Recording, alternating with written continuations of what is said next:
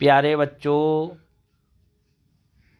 आज हम political science के पाठ नंबर 8 भारतीय राजनीति नए बदलाव पर चर्चा करेंगे।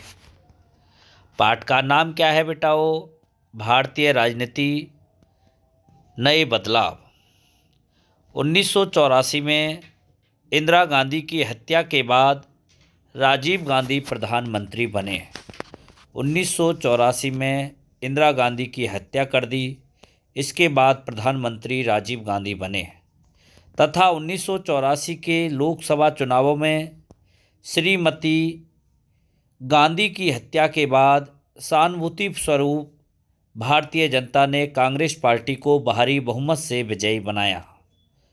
1984 के लोकसभा चुनावों में कांग्रेस पार्टी को भारी बहुमत मिला। 1980 के दशक के आखिर के सालों में देश में 5 ऐसे बदलाव आए जिनका देश की राजनीति पर गहरा असर पड़ा। नंबर 1, 1990 के दशक में एक महत्वपूर्ण घटना 1989 के चुनावों में कांग्रेस की हार। पहला था 1989 के चुनावों में कांग्रेस की हार। 1989 में ही कांग्रेस प्रणाली की समाप्ति हो गई, लेकिन 1989 के बाद भी कांग्रेस एक महत्वपूर्ण पार्टी के रूप में कायम रही और देश पर किसी अन्य पार्टी की बजाय उसका शासन ज़्यादा दिनों तक रहा। दूसरा बड़ा बदलाव राष्ट्रीय राजनीति में मंडल मुद्दे का उदय। कौन सा? मंडल मुद्दे का उदय। 1990 में राष्ट्रीय मोर्चा की नई सरकार ने मंडल आयोग की सिफारिश को लागू किया। 1990 में राष्ट्रीय मोर्चा की नई सरकार ने मंडल आयोग की सिफारिश को लागू किया। इन सिफारिशों के अंतर्गत प्रावधान किया गया कि केंद्र सरकार की नौकरियों में अन्य पिछड़ा वर्ग को आरक्षण दिया जाएगा। केंद्र सरकार की नौकरियों में अन्य पिछड़ा वर्ग को आरक्षण दिया जाएगा। इसने 1989 के बाद की राजनीति में अहम भूमिका निभाई। नंबर 3, आर्थिक नीतियाँ। विभिन्न सरकारों ने इस दौर में जो आर्थिक नीतियाँ अपनाई वे बुनियादी तौर पर बदल चुकी थी। इसे ढांचागत समायोजन कार्यक्रम अथवा नए आर्थिक प्रकार के नाम से जाना जाता है। नंबर 4, इन्हीं घटनाओं के सिलसिले में एक और घटना अयोध्या स्थित एक विवादित ढांचा बाबरी मस्जिद के रूप में प्रसिद्ध के विध्वंस के संबंध में है। कौन सी? अयोध्या स्थित एक विवादित ढांचा बाबरी मस्जिद के रूप में प्रसिद्ध के विध्वंस के संबंध में है। ये घटना 1992 में दिसंबर महीने में घटी। कब घटना घटी थी ये? दिसंबर 1992 में। इस घटना ने देश की राजनीति में कई परिवर्तनों को जन्म दिया। नंबर 5, मई 1991 में राजीव गांधी की हत्या हो गई। राजीव गांधी की हत्या मई 1991 में। इसके परिणाम स्वरूप कांग्रेस पार्टी के नेतृत्व में परिवर्तन हुआ। 1991 के चुनावों में कांग्रेस सबसे बड़ी पार्टी के रूप में सामने आई। राजीव गांधी के बाद नरसिम्हा राव ने कांग्रेस पार्टी की बागडोर संभाली। राजीव गांधी के बाद प्रधानमंत्री कौन बने? नरसिम्हा राव। मंडल आयोग क्या है? मंडल आयोग भारत सरकार द्वारा नियुक्त एक निकाय था। इसका मकसद सामाजिक और शैक्षणिक रूप से पिछड़े वर्गों की पहचान करना, सरकारी नौकरियों, शैक्षणिक संस्थानों में उनके आरक्षण की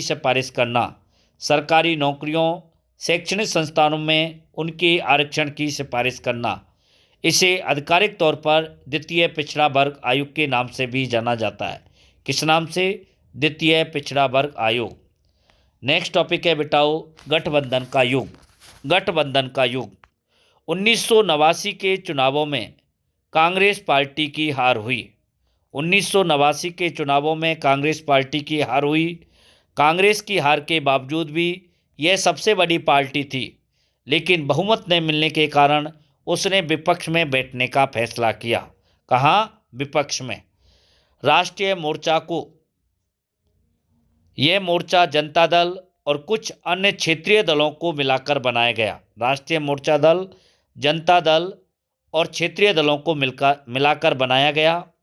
परस्पर विरोधी दो राजनीतिक समूहों भाजपा और वाम मोर्चा ने बाहर से समर्थन दिया था। भाजपा और वाम मोर्चा ने बाहर से समर्थन दिया। इस समर्थन के आधार पर राष्ट्रीय मोर्चा ने एक गठबंधन सरकार बनाई। जब चुनाव में किसी एक पार्टी को स्पष्ट बहुमत नहीं मिलता, तब कई राजनीतिक दल मिलकर सरकार बनाते हैं, तो इसे गठबंधन सरकार कहते हैं। गठबंधन सरकार किसे कहते हैं? जब चुनाव में किसी एक पार्टी को स्पष्ट बहुमत नहीं मिलता, तब कई राजनीतिक दल मिलकर सरकार बनाते हैं, इसे गठबंधन सरकार कहते हैं। नेक्स्ट टॉपिक है बेटाओ, कांग्रेस का पतन। कांग्रेस की हार के साथ भारत की दलीय व्यवस्था से उसका दबदबा खत्म हो गया। 1960 के दशक के अंतिम सालों में कांग्रेस के एक छत्र राज को चुनौती मिली थी, लेकिन इंदिरा गांधी के नेतृत्व में कांग्रेस ने भारतीय राजनीति पर अपना प्रभुत्व फिर से कायम किया। 1990 के दशक में कांग्रेस की अग्रणीय हैसियत को एक बार फिर चुनौती मिली। इस दौर में कांग्रेस के दबदबे के खात्मे के साथ बहुदलीय शासन प्रणाली का युग शुरू हुआ। कौन सी प्रणाली बेटाओ? बहुदलीय शासन प्रणाली। 1989 के बाद से लोकसभा के चुनावों में कभी भी किसी भी पार्टी को 2014 से पहले पूर्ण बहुमत नहीं मिला था। यद्यपि पुनः 2014 तथा 2019 के लोकसभा चुनावों में भाजपा को अकेले बहुमत प्राप्त हुआ। 2014 तथा 2019 के लोकसभा चुनावों में भाजपा को अकेले बहुमत प्राप्त हुआ। नेक्स्ट टॉपिक है बेटाओ, गठबंधन की राजनीति। कौन सी राजनीति? गठबंधन की राजनीति। 1989 के बाद लोकसभा के चुनावों में किसी भी एक पार्टी को पूर्ण बहुमत नहीं मिला। इस प्रकार केंद्र में गठबंधन की राजनीति प्रारंभ हुई। इसके साथ ही 90 का दशक ताकतवर पार्टियों और आंदोलनों के उभार का साक्षी रहा। इन पार्टियों और आंदोलनों ने दलित तथा पिछड़ा वर्ग, अन्य पिछड़ा वर्ग या ओबीसी की नुमाइंदगी की और इन दलों में से अनेकों ने क्षेत्रीय आकांक्षाओं की दमदार दावेदारी की। 1996 में बनी संयुक्त मोर्चा सरकार में इन पार्टियों ने अहम भूमिका निभाई। 1996 में बनी संयुक्त मोर्चा सरकार ने इन पार्टियों ने अहम भूमिका निभाई। इस बार वाम मोर्चा ने गैर कांग्रेसी सरकार को अपना समर्थन जारी रखा। वाम मोर्चा ने गैर कांग्रेसी सरकार को अपना समर्थन जारी रखा, लेकिन इस सरकार को कांग्रेस पार्टी ने भी अपना समर्थन जारी रखा। दरअसल कांग्रेस और वाम मोर्चा दोनों इस बार भाजपा को सत्ता से बाहर रखना चाहते थे। कांग्रेस और वाम मोर्चा दोनों इस बार भाजपा को सत्ता से बाहर रखना चाहते थे। भाजपा का उभार। टॉपिक है बेटाओ, भाजपा का उभार। 1991 तथा 1996 के चुनावों में भारतीय जनता पार्टी ने अपनी स्थिति काफ़ी मजबूत कर ली। 1991 तथा 1996 के चुनावों में भारतीय जनता पार्टी ने भी अपनी स्थिति काफ़ी मजबूत कर ली। 1996 के चुनावों में यह सबसे बड़ी पार्टी के रूप में उभरी। कौन सी पार्टी? भारतीय जनता पार्टी।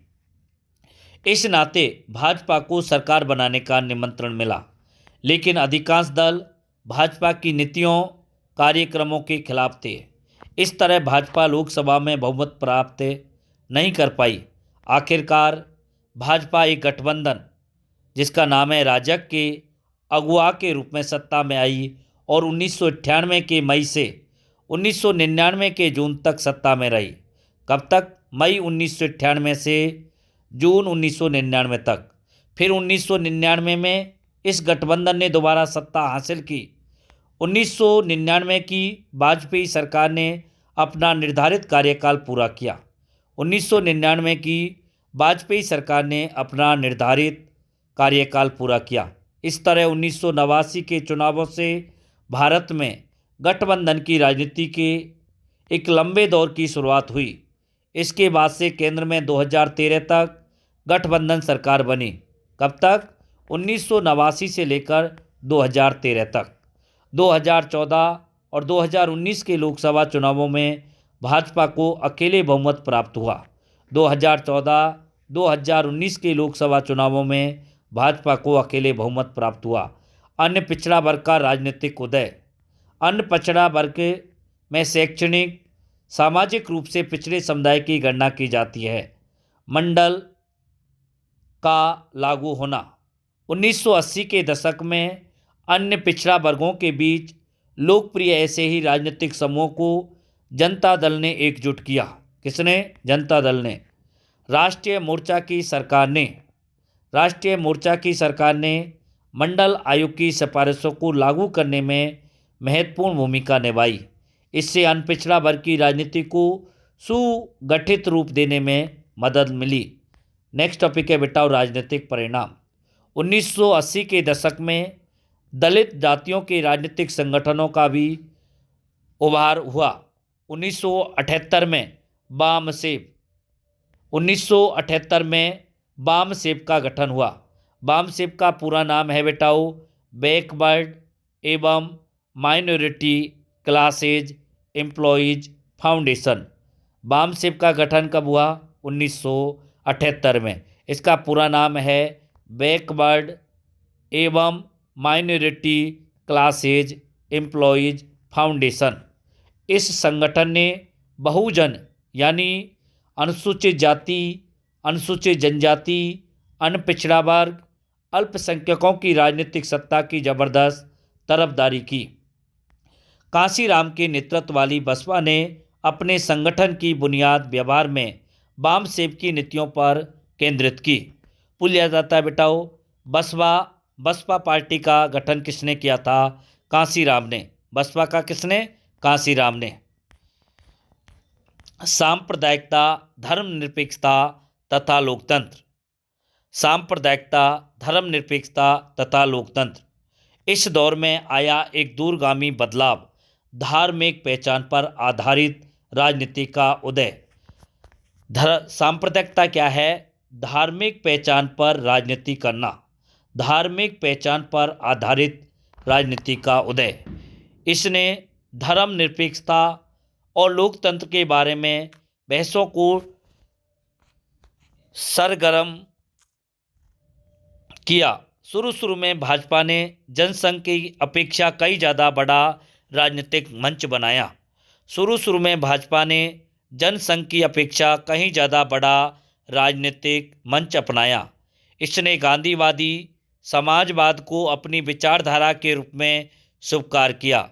लेकिन भाजपा को 1980 और 1984 के चुनावों में खास सफलता नहीं मिली। 1986 के बाद इस पार्टी ने अपनी विचारधारा में हिंदू राष्ट्रवाद के तत्वों पर जोर दिया। किस पर? हिंदू राष्ट्रवाद के तत्वों पर। भाजपा ने हिंदुत्व की राजनीति का रास्ता चुना। भाजपा ने हिंदुत्व की राजनीति का रास्ता चुना और हिंदुओं को लामबंद करने की नीति अपनाई। हिंदुओं को लामबंद करने की नीति अपनाई। साहबानों के मामले पर सर्वोच्च न्यायालय के निर्णय 1985 और मुस्लिम नेताओं की मांग पर सरकार ने मुस्लिम महिला अधिनियम 1986 को पारित कर साहबानों के सर्वोच्च न्यायालय के फैसले को निरस्त करने के कदम की भाजपा ने सरकार की आलोचना की और इसे मुस्लिम तुष्टीकरण करार दिया। अयोध्या विवाद का निर्णय। नेक्स्ट टॉपिक है बेटाओ अयोध्या विवाद का निर्णय। फैजाबाद जिला न्यायालय द्वारा फरवरी 1986 में अयोध्या विवाद पर फैसला सुनाया गया। इस अदालत ने यह फैसला दिया कि राम जन्मभूमि बाबरी मस्जिद के अहाते का ताला खोला जाना चाहिए। राम जन्मभूमि बाबरी मस्जिद के अहाते का ताला खोला जाना चाहिए ताकि हिंदू यहाँ पूजा पाठ कर सकें, ताकि हिंदू यहाँ पूजा पाठ कर सकें, क्योंकि वे इस जगह को पवित्र मानते हैं, क्योंकि वे इस जगह को पवित्र मानते हैं। विध्वंस और उसके बाद राम मंदिर निर्माण का समर्थन करने वाले संगठनों ने दिसंबर 1992 में राम मंदिर निर्माण का समर्थन करने वाले संगठनों ने दिसंबर 1992 में कार सेवा का आयोजन किया। किसका? कार सेवा का। इसके अंतर्गत राम भक्तों का आह्वान किया गया कि वे राम मंदिर के निर्माण में श्रमदान करें। लाखों श्रद्धालु अयोध्या की ओर चल पड़े। पूरे देश में माहौल तनावपूर्ण हो गया। अयोध्या में तनाव अपने चरम पर था। सर्वोच्च न्यायालय ने राज्य सरकार को आदेश दिया कि वह विवादित स्थल की सुरक्षा का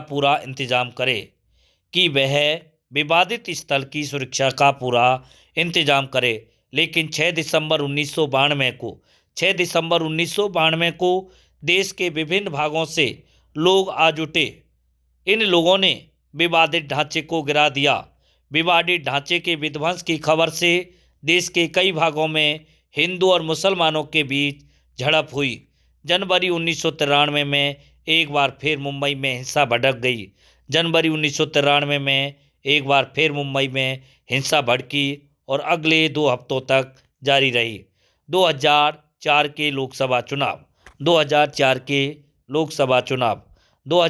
के चुनावों में कांग्रेस पार्टी ने भी गठबंधन बनाकर चुनावों में भाग लिया।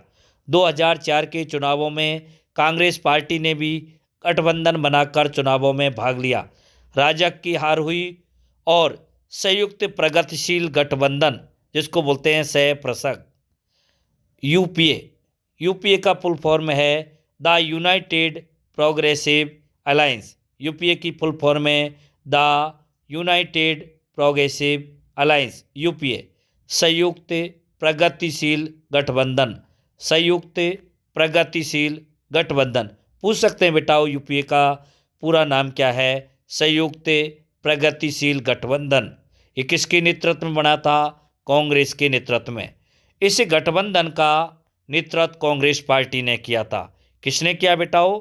कांग्रेस पार्टी ने। सह-प्रसक को वाम मोर्चा तथा कुछ अन्य दलों का समर्थन मिला। 2004 के चुनावों में एक हद तक कांग्रेस पार्टी का पुनरुत्थान भी हुआ। नेक्स्ट है बढ़ती सहमति।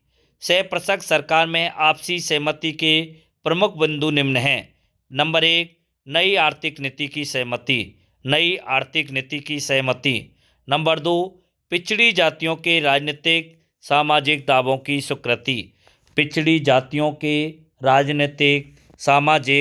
की स्वीकृति। नंबर 3, देश के शासन में प्रांतीय दलों की भूमिका की स्वीकृति। नंबर 4, विचारधारात्मक पक्ष की जगह कार्य सिद्धि पर जोर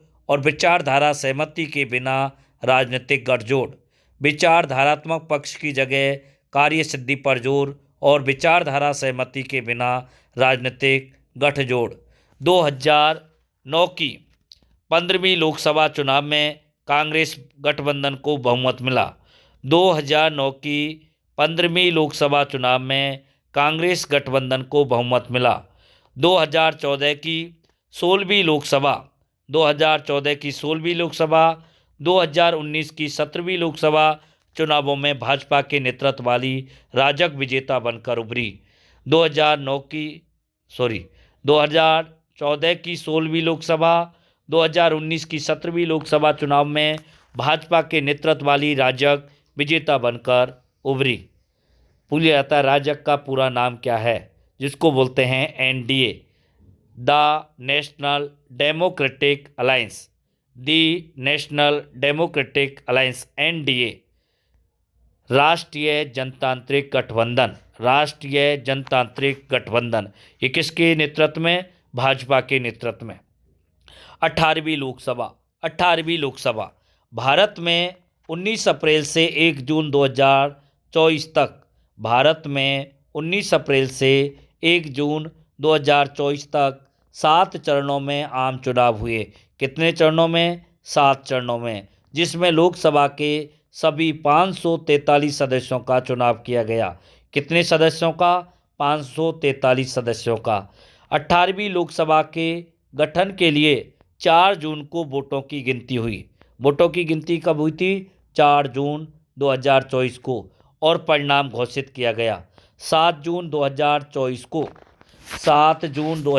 को प्रधानमंत्री श्रीमान नरेंद्र मोदी ने भारत के राष्ट्रपति द्रौपदी मुर्मू को 293 सांसदों के समर्थन की पुष्टि की। प्रधानमंत्री कौन बने? नरेंद्र जी मोदी। और भारत के राष्ट्रपति कौन हैं? द्रौपदी मुर्मू।